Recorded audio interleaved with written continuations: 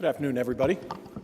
I find the prospect of addressing a crowd in a public forum and saying what I actually think both exhilarating and frightening. Had a great team, and I'd like to echo Tom's really great thanks to CSBA for setting this up. Every model has its own unique aspects, but by and large, I think it's extremely successful in pointing out the big muscle moves that you have to make. Okay, our major rebalancing assumptions. The 2012 defense guidance we think is sound. Rebalance to Asia, remain engaged in the Middle East, but with fewer boots on the ground.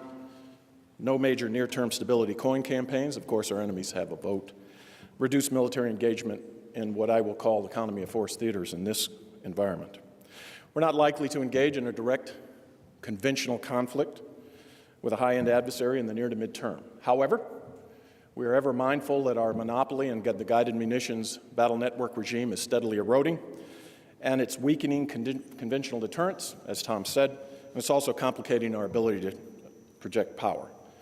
But more than anything, our group thought that we're in a period of potential discontinuous change. Additive manufacturing, 3D printing, big data, nano, biotechnology, autonomous systems. Over the course of the next 2 to 3 decades, we can see some major changes. We therefore see a shift, an ongoing shift at the early stages to what we refer to as a new warfighting regime, which we refer to as 20YY, because we don't want to get into a debate on when we think it's going to happen. 20XX is the long-range precision strike regime, which the Office of Net Assessment explored in detail in the 1990s. So in this regime, the United States will unquestionably face adversaries with guided munitions battle network parity. Cyber warfare is going to be an integral part of war at all 3 levels of war. Robotics and autonomous unmanned systems and sensors will be ubiquitous in all operating domains. So we didn't take it such a dark view as Tom.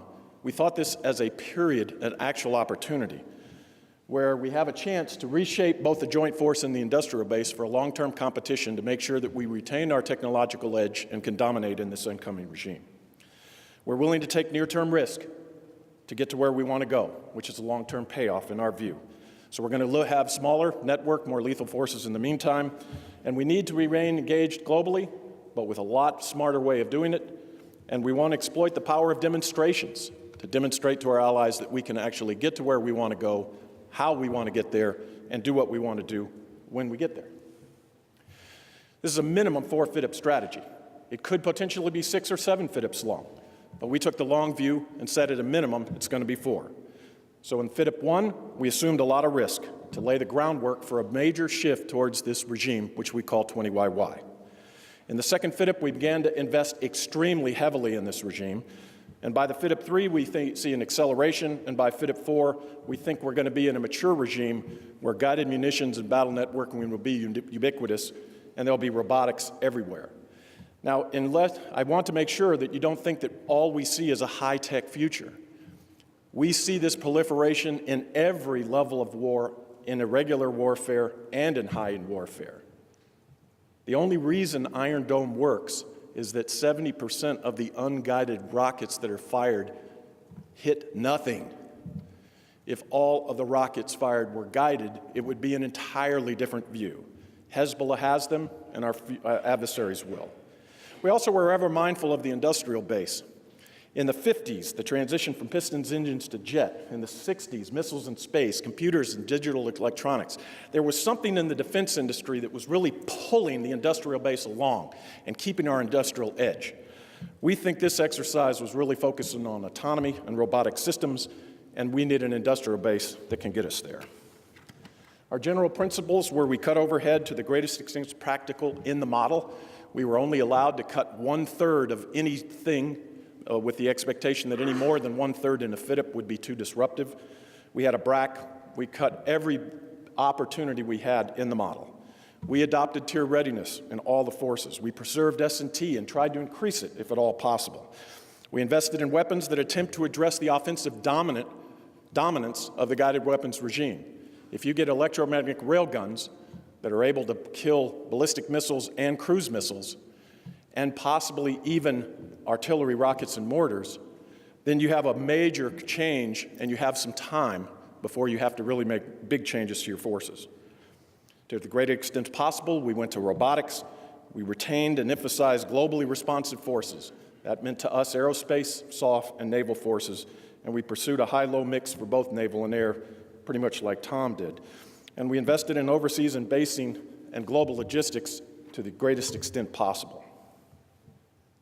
So these were our specific choices. We retained a nuclear triad, but with less emphasis on ICBMs, and we kept the Ohio replacement program intact. We have a smaller Army focused on campaign fighting, less focused on global shaping and more on institutional reshaping. We focused more on an active Army and cut mainly reserves. Because we want, and when you have a smaller force, we feel we have to be ready, and we have to be ready to go. Smaller tactical air forces, again with a high-low mix by the end of the second fit up 50%, fifth-generation fighters. A smaller Navy. One thing you'll notice, everything is smaller. Smaller, smaller, smaller, smaller. There's no other way to do it when you have this level. And the Navy is a high-low mix, focused primarily on the Burke-class destroyer and the LCS.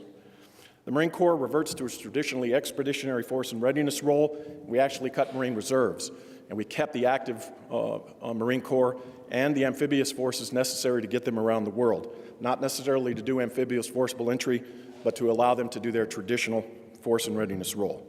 We retained special ops, and we kept all of our air and sea mobility forces because we want to get our smaller forces wherever they need to go very quickly.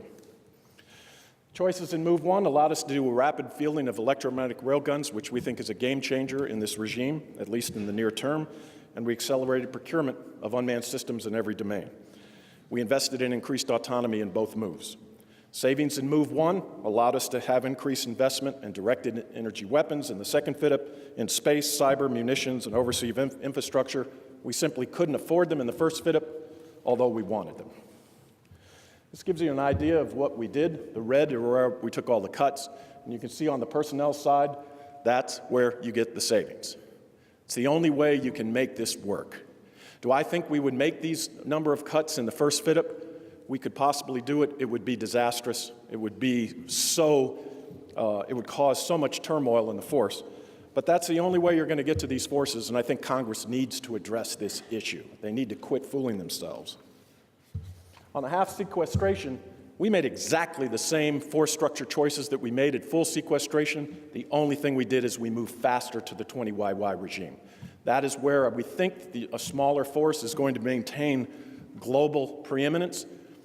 And the only thing we did buy back was readiness in the first one. Now, I said, this model is very unique, but it has its own, its own problems. And we did not see sequestration not as necessarily as big of a problem as the phasing. The model allowed us to just hit the targets in the fit-up. If we can have to hit the targets by year in 14 and 15, the wheels will come off. And I'm speaking from personal experience here. There is no way around it. We cannot fool ourselves. With all of the cuts we've made in 13, if we have to take a full BCA cut in 14 at $50 billion, we will go back to the 1975 era where I am buying toilet paper for my Marines. It will be a national travesty. So we need to focus on the phasing, less on the overall level. We need to increase DoD's degrees of freedom. We would have had a much bigger BRAC. We would have had a much bigger compensation. We weren't allowed to do that. Congress needs to open this up, because if they can't, as you can see, this is pretty ugly. We can get there in very much, we believe, in a much more logical manner if we have degrees of freedom. Under any circumstances, if you take these levels of cuts, you are going to take substantial near-term risk. There's no other way around it, and I think we all just need to address that. We believe we have to prepare now to move towards this mature guided munitions regime. We are not advocating just high-tech battle in the future. We think our adversaries at every level will be truly hybrid, with this type of capability everywhere. We better be making this change now, and so sequestration we see as an opportunity. It's a jump start towards this future. Thank you very much. I'm looking forward to your questions.